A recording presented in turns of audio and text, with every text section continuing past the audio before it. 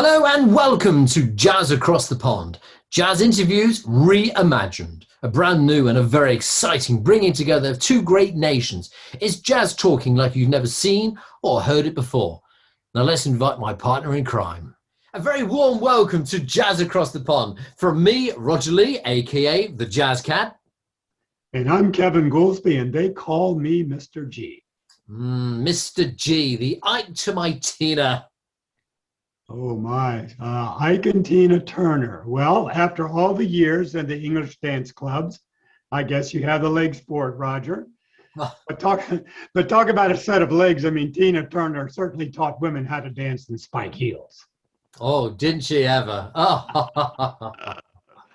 Well, we got a bit of a Nutbush City Limit feeling tonight because we are really going with it. Yes. Oh my. We have got a great one. First of all, listen, have you recovered from last week's interview? I have. It was a great show. Great show. I mean, Renee Toledo, Grammy-winning, Cuban-born, classically trained guitarist, which a lot of people are surprised because we're always hearing him playing jazz music. But he shares his struggle of the people of his native island. And even our beloved genre jazz was restricted by the oppressive regime of the Castro brothers. So it was an amazing story of Renee's pursuit, not only of artistic freedom, but of a life of self-determination. It's pretty incredible. I totally agree. I think both of us, we were just, when he started talking about the fact that if you listen to jazz or play, you went to prison. And I think both you and me were like, we just take it all for granted. And we were just sitting there going, this is unbelievable. And how he went at 18, he left his motherland and he ended up going to Miami. He spent a short period of time in prison. I mean, what a story. We just were blown away with it. I mean, I know that we could have chatted for another hour, 2 hours. It was an incredible interview. For sure. But, if we'd been in Cuba, we would have gotten life sentences. Well, probably me for my shirts, to be honest with yourself. Well, I wasn't going to say anything, but you're a little more subdued tonight. So it's a little bit. All these little characters are wearing headphones. I thought it was quite appropriate. Oh, there you go. Well, I can't tell from my vantage point, but good job. Yeah. But anyway, a great interview last week. And like all previous interviews, they are all available so if this is your first time ever tuning in and watching Jazz Across the Pond, they are all available and there's an array of them. And we got some big names coming up, including tonight's.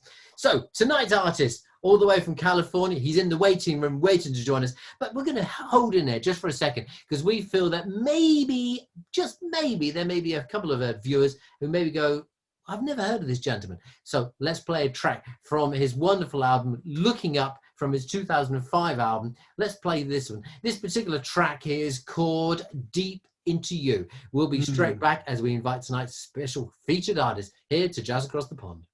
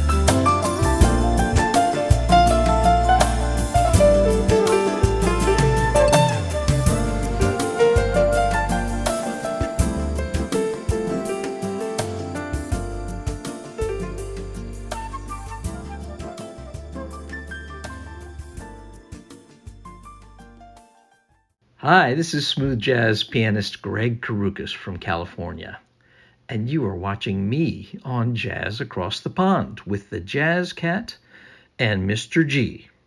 I hope you enjoy. Well, how about that? We've been listening to a fabulous track just to give us a taster, an aperitif of what to expect tonight from the wonderful, our featured artist tonight from the album called Looking Up from 2005. So, and just thinking about it, Kevin, and what sort of person would you say, what musician would have the pulling power within the music industry to have the likes of Peter White, Rick Braun, Paul Brown, Russ Freeman, Jesse J, Pat Kelly, Bonnie James, David Benoit, Jonathan Butler, and David Koz, just to mention a few, on his album? Which artist would you say?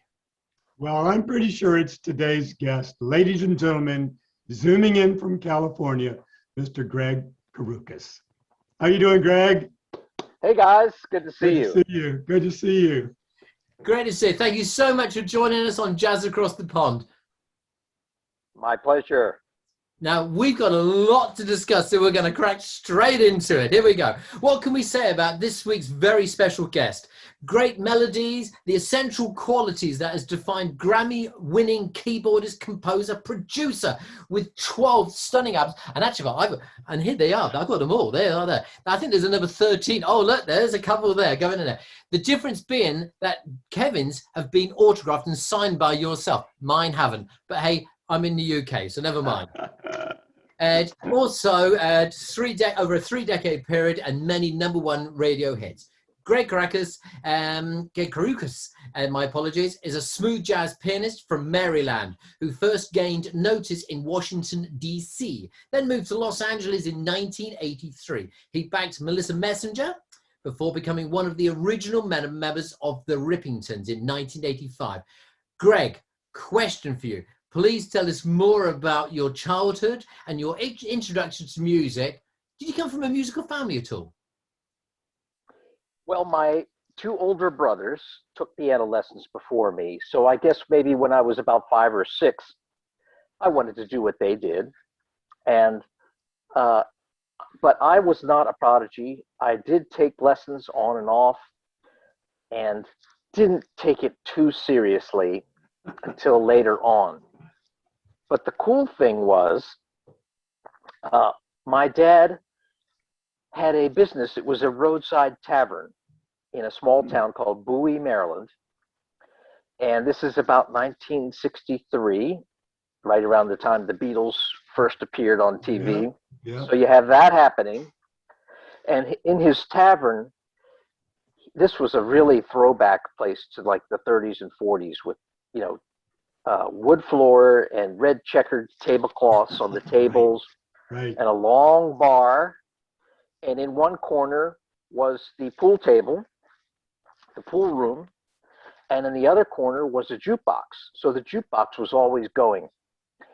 And so from a very early age, I heard pop music, everything from Motown to country to surf music to Frank Sinatra, Ray Charles.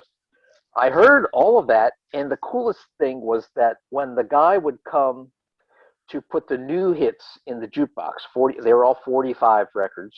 Yeah. He would take out the old ones and he would give them to my brothers and me. Wow. So we had stacks of 45s that were kind of scratchy, but we would play them all day. And I started off pretending I was a drummer, just playing on pots and pans along with those. But you know, that was just, it was ingrained. And even Stevie Wonder had just come out with Fingertips, and that was playing all the time. So, you know, that I can definitely say was my first musical exposure. And then in high school, right before high school, I was playing in a little band doing rock, and I got an offer to become the understudy pianist in the jazz band that was the high school jazz band. I was not quite in high school yet. I was in 8th grade. So the summer of 8th grade, before 9th grade, I went to rehearse and watch the band, and I accompanied this big band. The high school stage band was a volunteer unit that wasn't even part of the curriculum. We rehearsed in the band room, but we rehearsed Wednesday nights and Saturday afternoons. And the way we supported the band, and you would go on trips, we played gigs. We played all sorts of parties, bowling parties, weddings in our town and the surrounding towns. We were like the adult entertainment, and it was a real Count Basie sounding big band playing everything for dancing and you name it. So that was just great experience. That was my introduction to jazz. Wow. And obviously listening to a lot of different music explains a lot of people when they say, you know, how is it you do so well in so many different genres? And that's something we're going to bring up in a few minutes as well. But like so many of today's most successful artists, Gregg, you're multi-talented on both sides of the microphone, not only as a performer, composer, arranger on one hand, but also as a producer, an engineer, a mixer, and a studio owner of Night Owl Records on the other.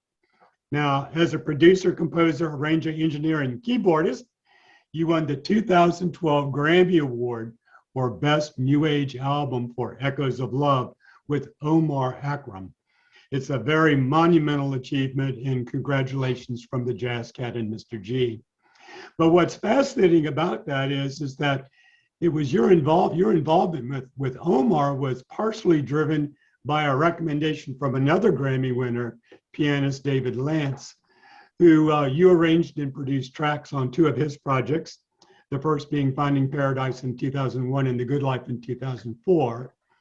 And it must have been a little bit intimidating because you literally were following up David's probably his most successful project, which was Christopher's Dream back in 1988, which captured the #1 spot on Billboard's as their top New Age album. So as a musician, you've shown a lot of versatility, as we just talked about, but you're also equally comfortable with the multiple genres, which again, it sounds like you had that as a genesis, as a, you know, in your dad's establishment. But you're equally adept at smooth jazz, new age, world music, Brazilian music, which we're going to talk about a little bit today, R&B, and pop music. So to help our viewers gain a full appreciation of your current project, share with us how your love and appreciation of Brazilian music came about. Well, that's another story that goes back to when I was in my early 20s. Of course, like most people, I grew up hearing bossa nova Yes. in the 60s, and my parents had a couple of records. They had Antonio Carlos Jobim's Wave record. Mhm. And I Sergio played, Mendes in Brazil, 66. And yes, and I played a lot of bossa novas on little gigs when I first started out, weddings, lounge groups. What I played, my first professional experiences were what you would call light jazz lounge music pop, a crossover, you yeah, know. yeah. So that aside, a friend, a musician, a great musician, said something like, "Have you checked out this new Wayne Shorter record, Native Oh, Dancer?" wow. And I said, "No." He goes, "Oh, it's really great." So that's all I needed to hear. I got Native Dancer, which featured Milton Nascimento, who has been one of the top artists in Brazil since the late 60s, and many other great Brazilians. And that record really changed my my brain, because it wasn't what you would think Brazilian music would be, with, you know, hey, party, carnival, samba, up tempo stuff. Right, right. It was very uh, I don't know the words to describe it, Sensuous. but Sensuous is the way I would yes, describe it. Because yes, rich harmonically and melodically, and almost uh, earthy, very yes. earthy sounding. Mhm. And after that, I was very fortunate that the jazz club that I was playing at had a cook, and we would talk during the breaks, and you know, after, and I said, "Yeah, I really am into Brazilian music," and he said, "Oh, well, I used to live in Brazil, and I have a fantastic LP collection. Maybe you'd like to borrow some of my LPs." I said, Wow. "Yeah." So he was kind enough, and this is like 1976 or so, Mhm. and he was kind enough to let me take home at least a dozen LPs a couple of times. And the thing back then was I would put the LPs on and record them onto cassette and then give him back the LPs. So I built up my collection of Brazilian Wow. music that way. And then I would go to the import record stores in Washington, D.C. And then from then on, I would buy all of the Milton Nascimento records and then later CDs. So I really just kept collecting and listening to all this music. And then who would have known that? I mean, the influence also crept into my composing and my songs. I Mhm. was writing music. I was also very influenced by Chick Corea and Light as a Feather, classic record with Airto on drums and Yep. Flora Purim on vocals, Mhm. and Joe Farrell on flute. And so later, after I had moved to Los Angeles, I was very fortunate just to get hooked up with some Brazilians and people who were playing Brazilian music. And I got recommended to play with Ricardo Silveira, who's Yep. still my good friend. And a friend of mine on And Facebook, I might add. yeah, and he's featured since on almost every record that I've done or produced, not just about. Right. And did a lot of gigs with Ricardo, and also got recommended to Sergio Mendes. And through Sergio, I toured with Sergio, some gigs with Ricardo on guitar, and then Wow. Ricardo went back to Brazil. Right. But the band was almost half Brazilian and half American. And Dori Caymmi, another fantastic Brazilian artist, was playing with Sergio, and Sergio had produced a record for Dori, who had moved up to Los Angeles on A&M, because A&M Records is a big part of how Brazilian music came to the United States, because Herb Alpert, the A of A&M, signed Sergio, and that became million-selling records. And then he supported and signed a lot of other great artists, and exposed these Brazilians to the American market. And of course, you know, the Tijuana Brass was super successful. And in fact, we did a few concerts, Sergio and Herb Alpert, although it wasn't the Tijuana Brass, you know, Right. in the late 80s, it was Right. Herb Alpert. Mhm. But yeah, so then Doree, when his record came out, started doing some gigs and touring. So I played keyboards with Doree, and that is one of my favorite gigs in life, playing with Doree Kaimi. Yeah. So Oh, that brought me to COVID, and I discovered an old box of cassettes that I had recorded almost every gig in every band that I played with, because I was the guy who, you know, I recorded the rehearsals in the garage. I did the demo tapes and more or less produced the demos when we went into the studio and when Right. we went into the studio. So I found this box of tapes well, Greg, and found, Greg, sorry to Yeah. interrupt you. We want to talk about those cassettes in a moment. Can we let's just put that on hold just for a second, because we've got a lovely, Sure. just to break you into that one there. And I'm also conscious we're of time. Can I very quickly just say, as a founding member of the Los Angeles smooth jazz community, you've toured and contributed to many projects. The Rippingtons, Dave Koz, Peter White, Bonnie James, Rick Braun, etc., etc., etc. A prolific recording artist with 11, 12 solo albums, and over 100 albums of other artists you've either produced, arranged, or engineered, and a vast array of projects at your own Night Owl studio. Now, as a songwriter, your tunes have been recorded by the wonderful Mr. George Benson, Pauline Wilson of Sea Wind, and of course Denise Williams, just to name just a few. So, Greg, our viewers would love to know more about your time with Russ Freeman and the Rippingtons, and plus your Night Owl Studios. And if you can very quickly summarize that. I know it's difficult, but summarize that, because we want to play a piece of music from your new album. Yeah, well, just all of us guys, most of all of the smooth jazz artists that people love and have seen for 30 years or so, came up in the Los Angeles area Mhm. playing sessions and playing little gigs.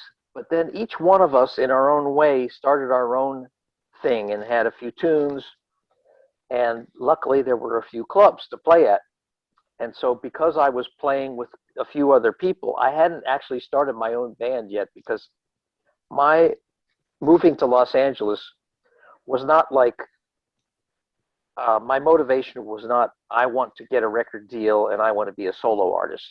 I had decided consciously that I wanted to play as many styles and with as many people as possible, because that's kind of the most fun. And And you learn a lot. yes. And so besides playing with many people at little clubs, I'm going to mention a few: Grant Geisman, Richard Elliott, Brandon Fields, Pat Kelly. I was driving down the road listening to the radio, and this is before smooth jazz had even become a thing. But there was a radio station in DC that was more or less, I mean, in Los Angeles, Right. more or less called Quiet Storm. Mm-hmm. And I heard this song that was cool, and they said, yeah, that was Russ Freeman.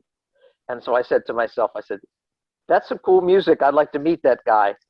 And sure enough, it wasn't a month later that I get a call from Russ. And Tony Morales, who was the drummer with Grant Geisman and Full Swing, who I'd been playing with, he recommended me to Russ, you know, hey. So we had the Russ Freeman group playing every Monday at the Baked Potato, which was the band that became the Rippingtons. And it only became the Rippingtons because of some contractual, he was already signed as Russ Freeman to a small label. And so we did this record, which became Moonlighting. And we actually started it. Russ had just a little 8-track in his apartment. And I went over and did some keyboards, and he had the drum machine and most of the parts he had played with guitar or guitar synth. And I said, boy, this is really sounding good. You should really go into a real studio and, you know, record real drums and get it, you know, sounding better. So sure enough, went into a studio, I redid all the keyboard parts, and he called David Benoit to play on some songs, and then he couldn't. This is a funny story because he had his guitar synth sound that was sort of a flute-like, woodwind-like sound, but because of the exclusivity with his record deal, after all the tracks were done, almost, they said, "Yeah, that sound is too much like Russ Freeman on your Russ Freeman record. Oh, You wow. can't have that." So he said, "Gregg, do you know anybody who can play like Iwi electric wind instrument?" I said, "Sure." Because Dave Koz had been playing in my band while he was still in college. He was still in UCLA, and he was one of 2 or 3 sax players that had played in my band, the little club gigs. Right. And so Dave came and did a fantastic job on Iwi, and the rest is history. That record became Moonlighting. Yeah. And we toured and played a lot of shows for about a year before my solo record, my first record, came out. And that was the point at which I sort of couldn't do both and decided to focus on my own gigs at that point. Well, the Rippingtons, for me, I mean, I've actually got a whole section there of the Rippingtons there. And Moonlighting, I was in Florida on holiday, and there was a record shop, you know, we talk about them now, and he introduced me to Tourist in Paradise, and I went, wow. And then from there, I had to get the entire collection. So absolutely. Now, whilst we're talking about albums, because I'm conscious aware of time, we are now going to take a very, very short break from this interview. We will come back with Gregg because we've got so much Gregg, but we're going to play a track from his, and I use the word stunning. I mean, I'm trying. There's so many amazing words. It's called Serenita. It's a brilliant track. We're going to play the title track from the album, and we'll be straight back with this incredible interview with the man himself, Mr. Gregg Karukas, and we'll be coming straight back. This is Jazz Across the Pond with Kevin and myself. Stay with us.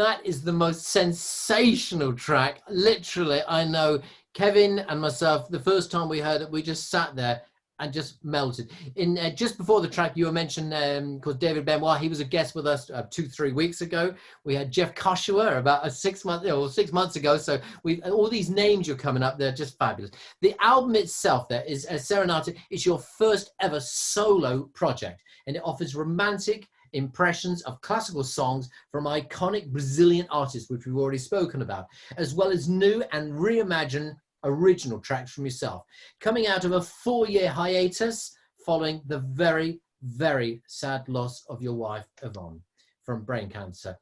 You found the challenges both of COVID, the isolation, developing your solo piano voice, and to the perfect catalyst of reclaiming a beautiful hope and, most importantly, new original music. Gregg, would you please tell us more where this album came from and how it's helped you?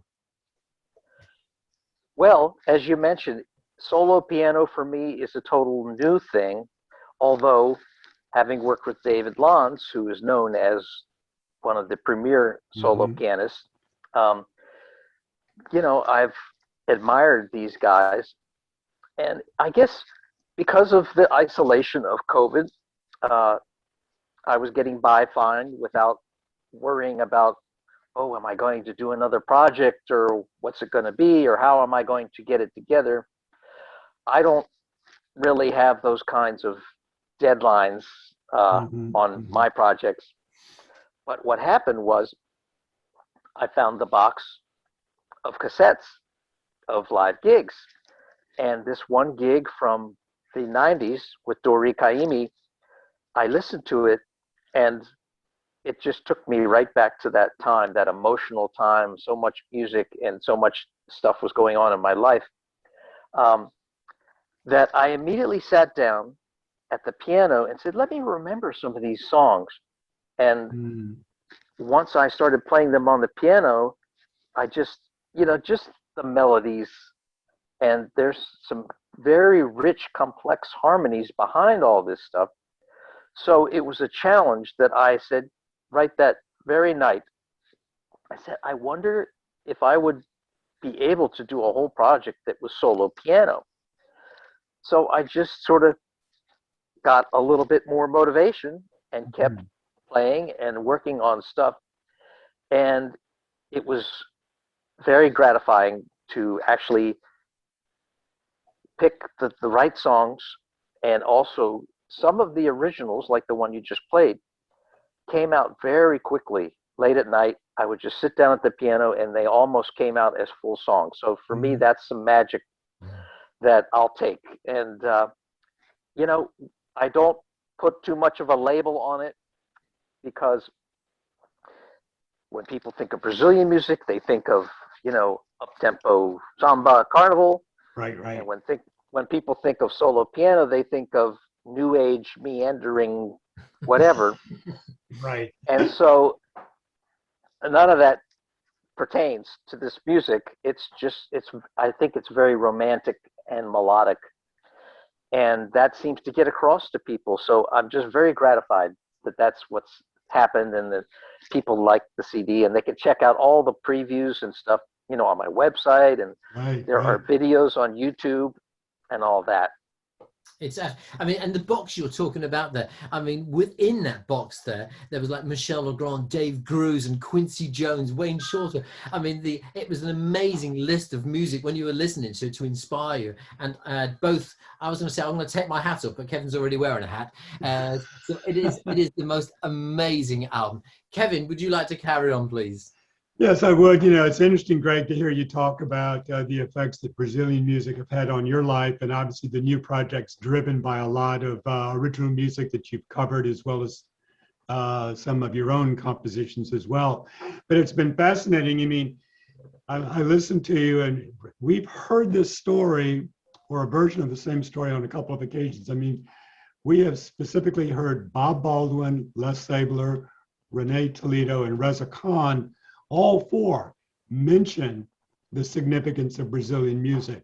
So I think, again, that's the beauty of, if anything beautiful came out of COVID, we've talked to a lot of artists that have used in that time to really reflect on where they want their music to go, how they want to improve it, and to have that time to be able to compose and have that solitude to be within yourself and be able to create. So your project is absolutely fantastic. So, but Thank you're you not the very only much. one to say that Brazilian music strikes a chord. So, Well, yes, and of course that goes back to Herbie Hancock and Wayne Shorter being tight with the Brazilians, and even true. before that, Charlie Bird and Stan Getz with Oh, Jazz absolutely. Samba, Jazz samba. groundbreaking record. Mm-hmm. Yes, and of course Pat Metheny and Lyle Mays had a very deep connection to the Brazilians and Milton Nascimento and another great guitarist, Toninho Horta, Mm-hmm. and Ricardo Silveira. They're all friends, and that's one of the great things about hanging out with these Brazilians and playing with Ricardo. And it's just it just rubs off, and it's a mutual benefit. Yeah, well, you talk about being from the Metro Washington area. We followed your music for quite some time on the smooth jazz train. And you mentioned Charlie Bird. Obviously, he was a native Virginian. And he and Stan Getz did, in essence, help launch that whole samba craze in the United States. So Yes. it's pretty amazing stuff. Now, looking back, you had no idea you would eventually be recording and playing on the world's biggest stages. And many of your Brazilian music heroes, the Montreux Jazz, we had the multiple Hollywood Bowl with the Ivan Lins, Jason Miles just recently was chatting about how we did an album we dedicated to Ivan Lins, and of course Antonia Carlos Jobim, Jean Stilton, the Belgium harmonica, who would have been 99 a few weeks ago. We did a special tribute there. So that one there. So have you got a bucket list of Brazilian musicians that you would really like to work with? Well, Milton Nascimento would have to be at the top of the list. Yes. And of course, Toninho, who's kind of like the Pat Metheny of Brazil. And he sings a bit too. But Toninho and Milton were part of Milton's group from the very beginning. So this whole era, there was a record called Clube da Esquina, which is Club da Esquina. And that record featured all these young up-and-coming songwriters, artists, and nobody knew about them. They were all from Minas, up in the country, and they all have become artists in their own right now, 30, 40 years later. And all those guys, I mean, there's so many. But you know who would also love Azimuth, the band, which is a instrumental power funk Brazilian trio. Yep. And yep. I love those guys, and I was fortunate to meet them, and we're Facebook friends and stuff. And they just came to Los Angeles 2 years ago in the summer and played this club. So it was really cool to see them in person for the first time. Yeah, they were the answer. They were the answer to Germany's band Passport. So there you go. You had that same style of music on both sides of the ocean. So Jazz Across the Pond. Now, Greg, I got to very quickly. Azimuth, I've been a fan of Azimuth. There's a whole section again behind it. Azimuth, 1978 with their Jazz Carnival first got me into them. I used to play it in my nightclub days, and when I used to work on the cruise ships. I did 3 world cruises, and we knew we were docking in Rio de Janeiro. And the first thing I did, and I went down the gangway. First time Rio de Janeiro, didn't want to go to Ipanema and the girl, didn't want to do all that. No. I want to go to a record shop, and I went rushing into a record shop in Rio de Janeiro. Went in there. Bear in mind, I considered Azimuth to be, after coffee and the samba, I consider that to be the biggest export. And I went into this big record shop and I said, "Have you got any Azimuth?" And the guy behind me went, "Never heard of them." And I went, "Are you kidding?" It was just unbelievable. But Azimuth, massive fan. Roberto Petrami on keyboard, and I mean, amazing stuff. I mean, oh well. Again, I take my hat off again to you. Wonderful, wonderful band. Absolutely amazing. Kevin, I know you got a last question because time is running out. Yeah, I do. And actually what I'd like to do is I'd like to go ahead and Greg, just bring up a couple of quick things about your latest project. And that would be some of the reviews. I mean, Kathy Parsons with mainlypiano.com writes that Gregg Karukas dazzles not with piano pyrotechnics, but with subtle nuance and a deep love for this music. And then Chris McGowan, author of the British Sound and the Brazilian Music Book, writes that Gregg Karukas not only has the discerning taste to pick these songs to interpret, but also the chops and the right sensibility to interpret them for a new generation. Well, I spent the weekend listening to your project, and I've compared your 8 arrangements to the original recordings and some additional covers. And I must say that your arrangements are beautifully executed with what I would call a pure simplicity that elegantly captures the essence of Milton and Fernando and Flavio, the Borges, Dori, Nelson, and Paula. And I would have to say that you are indeed one of their kindred spirits. It is an absolutely beautiful project. Thank you very much. I really have been super grateful for the response, and I'm actually thinking about doing another volume 2. Yes. Of that. Awesome. There are so many great songs to interpret, and I also have a few more original ideas, so I can make it a half and half kind of project, half original and half that would be awesome. Brazilian songs. Well, it's a very touching project, and I just love it. I've played it all the way through like 3 times now, so it's a great project. And I'd like to mention that my interests are so wide. R&B, jazz, Brazilian, you name it.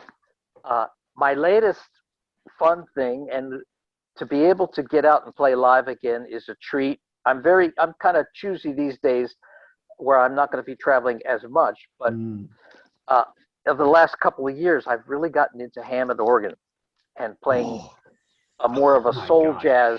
Don't say that to Roger and concept. I. Oh my gosh. Woo. So that's been another big challenge for me, because I never played live organ or left-hand bass, because the left hand holds it all down. Right. And so I'm practicing more than ever and playing some of these classic soul jazz songs from people like Jack McDuff and Jimmy Smith, Charles Earland, and not worrying too much about original music, although I have a lot of ideas that they're gonna start to percolate, I know. Right. But for now, it's just so much fun playing and the sound, and I'm gonna switch and I'm gonna rotate and show you the rig. Whoa! B3000. Look at that. There you go. That's my A100, which is exactly the same as a B3, but in a smaller cabinet. Well, I wish we'd known that. We would have had you fire it up. Well, some other time when everything's up, that's true. That'll be the case. But you can go on YouTube, because we just did a show 2 weeks ago with Pat Kelly and myself and Joel Taylor and Keith McKelly, who's a great up-and-coming sax player who's been playing in my band. Right. And so I put a couple of videos on YouTube of that show, and so people should go check that out, because it's fun. We certainly will. We will definitely do that. And Roger, I think you want to squeeze in that last track too before we finish up. Time is running. Great show. You're talking about 2 weeks ago, we had Roger Smith of Tower of Power was our guest on the show, and so we were chatting about the organ. And of course, a few weeks before that was Jason Miles chatting about the organ, the B3000, and Leslie Spiegel, etc., etc. That sounds incredible. It sounds like we've got a bit of a coup there. Album number 2 coming out of that. Gregg, we cannot thank you enough. So anybody listening in and maybe turn around going, I've got to buy more of this stuff. You won't go far wrong with any of the Rippingtons from the early days. Also, a wonderful collection of you won't go far wrong with any of these CDs. Unfortunately, mine aren't signed, whereas that's why he's wearing the hat up there, my colleague over there. But certainly the latest one should be the first one to add to your collection. It is stunning. Gregg, I'm going to leave you with the last word to say. Thank you. Hey, we're all doing it. Well, I don't have one yet. And anybody who wants to get a signed copy, you can go to my website, karukas.com, and we do international, we do everything, and send them out. So that's a good way. Or, Amazon is great too, but the only place to get them autographed It's with is you. through my website. Yeah. Well, Awesome. mine's not signed, but never mind. Gregg, it has been an absolute delight to have you with us. We wish you the best of success with this album. It is a stunning album, and we also await part 2 of this because, well, there you go. Say goodnight, Kevin. Good night, Kevin. And it's good night from me. It's good night from Gregg Karukas. Thank you so much for joining us here on Jazz Across the Pond. Thanks, Roger. Thanks, Kevin. Our pleasure. Thank you so much, Gregg. Another great interview next week. We're going to play out with another track from this album. From everybody here, Jazz Across the Pond, take care, look after yourself, stay safe. And from Kevin and myself, good night.